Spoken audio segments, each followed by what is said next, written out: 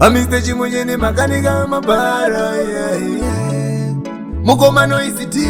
Icho Pane mabebi anosaiza keto Baute kuti atisiwe mukoto Mbinga ya masho wa boss valito Best promoter alafu Ani unojisiva kuti chini newe bebi takaramba Sana uchade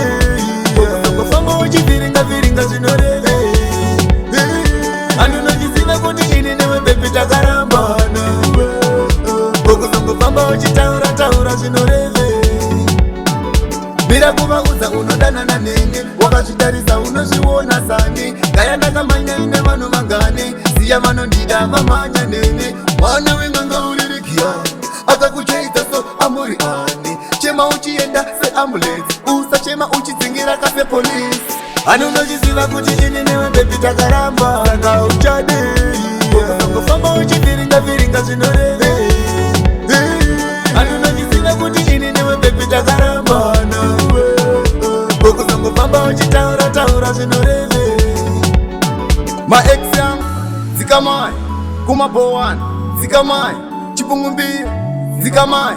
Bordusawa zikamai Chingoma ndachirovera iwewe musata Famba uchivaudza kuti nindakashata Mira kundifundudzira pana wandokwata Une moyo wakashata kuita kunge shimuleta Ani unochiziva kuti chini newe bebi takaramba Saka uchade Kufamba uchiviringa viringa zvinoreve Ani unochiziva kuti ini newe bebi takaramba Kufamba uchitaura taura zvinoreve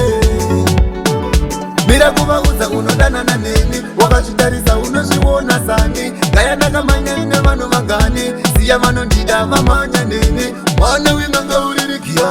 Akakucheita so amuri ani Chema uchienda se ambulance Usa chema uchidzingira kafe police Ani unochiziva kuti ini newe bebi takaramba Saka uchade